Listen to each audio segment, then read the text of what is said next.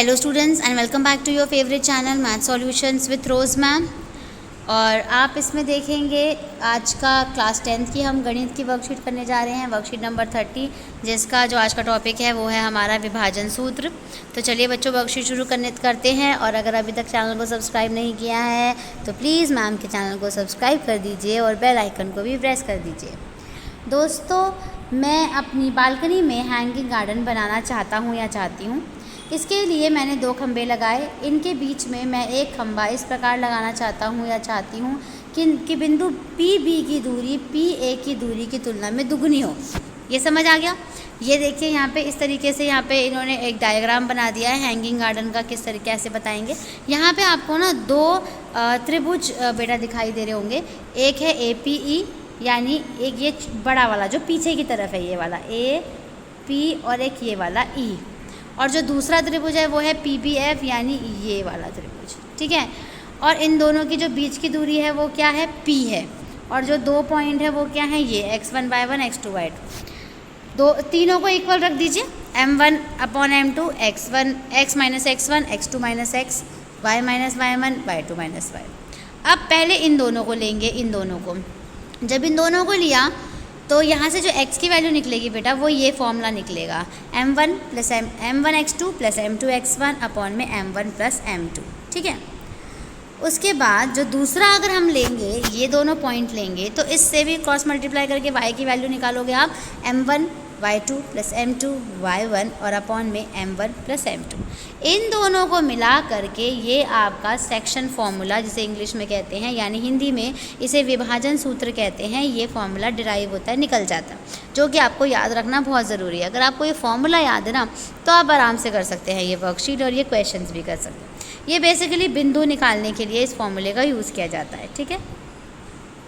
अब देखिए उदाहरण दिया हुआ एक बच्चे की एक उदाहरण है, बिंदु P ज्ञात करना है जो रेखाखंड AB जिसके निर्देशांक ये हैं आपके A और B, और जो अनुपात है बच्चों वो ये है 2:7।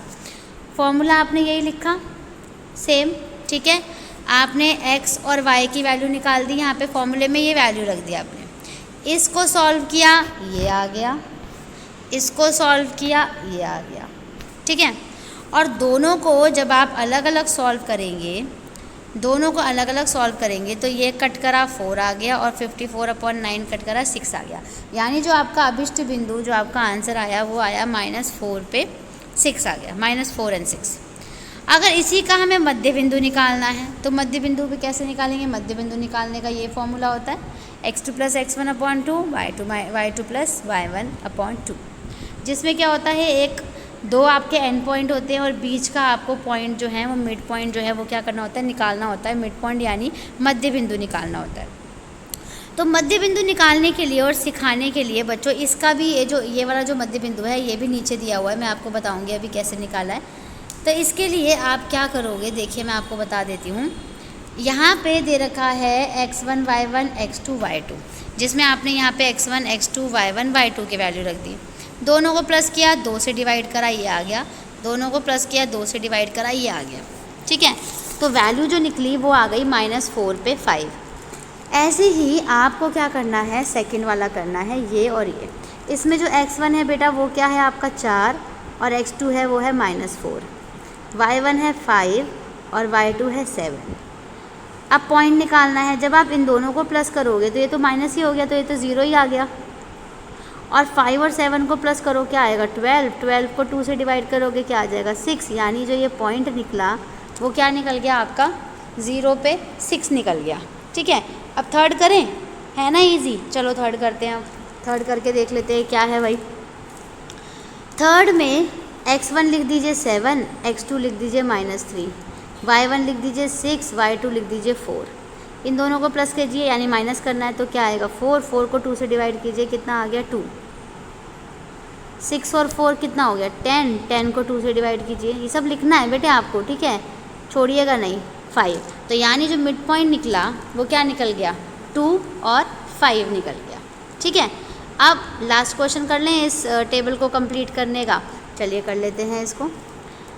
इसमें दिया हुआ है आपको x1 y1 अलग से लिखना है। x1 लिख दीजिए 2, x2 लिख दीजिए 4, y1 लिख दीजिए -5 और 9 लिख दीजिए। इन दोनों को जोड़ेंगे तो क्या होएगा 6/2 होगा, कट करेंगे तो क्या आ जाएगा 3 आ जाएगा, कट करेंगे तो आप 3 आ जाएगा। ठीक है, तो यहाँ एक पॉइंट हो गया आपका 3। अगला देखिए, इन दोनों को प्लस कीजिए, तो प्लस तो क्या ही करना है, माइनस करना है, तो 9 में से 5 माइनस करेंगे तो 4 को 2 से डिवाइड कर दीजिए, कितना आएगा 2। यानी जो ये पॉइंट आया बेटे आपका वो आ गया 3 पे 2 आ गया ये पॉइंट। ठीक है, ये 3 पे 2 आ गया, और ये ऊपर वाला ये हम दोनों ऑलरेडी कर चुके हैं। आई होप आपने ये वीडियो में से इसको उतार लिया होगा। तो ये तो थी आपकी वीडियो की एक्सप्लेनेशन, और ये टेबल भी हमने कंप्लीट कर लिया। इसके बाद बच्चों यहाँ पे आपको ये 2 क्वेश्चन दिए हैं और स्वयं प्रयास करना है, यानी खुद करना है। उस बिंदु के निर्देशांक ज्ञात कीजिए जो 2 बिंदुओं ए और बी, इसको ए और बी मान लेंगे, को मिलाने वाले रेखाखंड को 2:3 में विभाजित करता है। ठीक है, और दूसरा है वह अनुपात ज्ञात कीजिए जिसमें रेखाखंड को मिलाने वाले बिंदुओं ए और बी को बिंदु -1 और 6 के द्वारा विभाजित किया जाता है। यानी इसमें m1 और m2 बच्चे आपको निकालना है, और इसमें m1 और m2 जो हैं वो आपको दिया हुआ है। ठीक है, तो चलिए एक एक करके इस क्वेश्चन को सॉल्व कर लेते हैं, तो हमारी ये वीडियो कंप्लीट हो जाएगी और हमारा ये काम भी कंप्लीट हो जाएगा। वीडियो आप पूरी देखिएगा तभी आपको वीडियो अच्छे से समझ आएगी और आप अपना काम कंप्लीट कर पाएंगे। तो बच्चों ये रहा आपका क्वेश्चन नंबर 1, जैसा कि आपको यहाँ पे स्लाइड पे नज़र आ रहा होगा। चलिए हम इसको डिस्कस कर लेते हैं, ऐसे कैसे करना है। ए आपको दिया हुआ है और बी आपको दिया हुआ है। ठीक है, बेसिकली इसमें आपको रेशो दिया हुआ है, अनुपात दिया हुआ है। आपको क्या करना है, पॉइंट निकालना है। ठीक है, अब पॉइंट बिंदु निकालना है, बिंदु ज्ञात करना है। ए और बी दोनों दिए हुए हैं और आपको अनुपात भी दिया हुआ है। तो m1 और m2 जो है इसमें आपको दिया हुआ है, ये आपका m1 है, ये m2 है। m1 है आपका 2 और m2 है आपका 3। फॉर्मूला आपने लिख दिया। फॉर्मूला बच्चों याद करना बहुत ज़्यादा ज़रूरी है, क्योंकि अगर आपको फॉर्मूला लर्न नहीं है ना तो आप फिर नहीं कर सकते हैं। फॉर्मूला लर्न है तो आप बड़े से बड़ा सम कर सकते हैं, आपको किसी की ज़रूरत ही नहीं है, सीधा फॉर्मूला लर्न हो आपको उसमें पुट करना है। ठीक है, तो फॉर्मूला है हमारा m1x2 प्लस m2x1 अपॉन में m1 m2 and m1y2 plus m2y1 upon में m1 प्लस m2, और ये है आपका पॉइंट P x और y। ठीक है, अब आप ये देख सकते हैं जो आपका पहला पॉइंट होता है ये x1 y1 होता है, दूसरा आपका x2 y2 होता है। ठीक है, तो आपको इस फॉर्मूले में ये बस डालनी है वैल्यू m1 की जगह, x2 की जगह, m2 की जगह, x1 की जगह, और ये हो गया आपका m1 प्लस m2। ऐसे ही ये m1 की जगह ये आ गया। वैल्यू हमेशा बस अब ऊपर से देख करके डालनी है, y2 m2 y1, और ये हो गया आपका m1 प्लस m2। सिर्फ वैल्यू डालिए, कुछ नहीं करा। अब करते हैं इसको सॉल्व। वैल्यू डाली थी ना बस अभी सिर्फ, और अब इसको सॉल्व करेंगे। सॉल्व में कैसे क्या करना है आपको देखिए। 2 4 ज़ा क्या हो गया आपका 8, 3 1 ज़ा -3, 3 2 ज़ा -6, 3 7 ज़ा 21, 21 में से 6 गया 15/5, 8 में से 3 गया 5/5, कट किया तो 5 1 ज़ा 5, और 5 को इससे कट करा तो 5 3 ज़ा 15। ठीक है ना, तो सिर्फ फॉर्मूले में डाला था और उसके बाद इसको सॉल्व करना है बस, फिर कुछ नहीं करना। फॉर्मूला अगर याद है ना तो यू कैन डू एनी सम। ठीक है, अब क्वेश्चन नंबर 1 कंप्लीट। अब क्वेश्चन नंबर 2 करते हैं। क्वेश्चन नंबर 2 की स्लाइड ये देखिए। इसमें बच्चों क्या दिया हुआ है, इसमें आपको m1 m2 ही निकालना है, मतलब आपको a और b दे रखा है। ठीक है, थोड़ा सा इसको नीचे करती हूँ।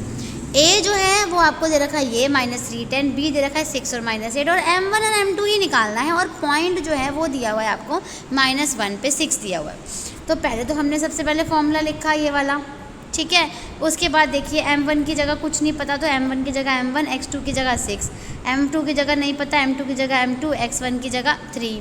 यहाँ पर भी नीचे भी m1 प्लस m2 लिखोगे आप, नीचे m1 प्लस m2 लिखोगे। यहाँ पे भी m1 नहीं पता, सिर्फ y2 पता है, m2 नहीं पता, y1 पता है। ठीक है, अब देखिए जब आपने ये सिर्फ वैल्यू आपने पुट कर दी, ठीक है, वैल्यू पुट करने के बाद, और यहाँ पे इसकी वैल्यू पुट कर दी, यहाँ पे इसकी कर दी, यहाँ पे इसकी कर दी। अब वैल्यू पुट करने के बाद आपका जो काम है वो ये काम है कि आपको क्या करना है, इसको एक बारी लेना है और इनको एक बारी लेना है। कहने का मतलब है, एक बारी और तरीके से समझाती हूँ मैं। देखिए, इसको एक साथ लेना है 1 के साथ, और इस वाले को 6 के साथ लेना है, क्योंकि ये x और y होता है ना, और ये वाला जो है ये x होता है, और ये वाला जो क्या होता है y होता है ना। तो आपको यही करना है। ठीक है, तो पहले आपने ये देखिए यहाँ पे 1 की तरह इक्वल रख लिया, इसको 6 की तरह रख लिया, लेकिन इसको सॉल्व नहीं करेंगे बच्चों, इसको छोड़ देंगे। दोनों में से ना एक ही को सॉल्व करना होता है, दूसरे को करने की नीड नहीं होती है।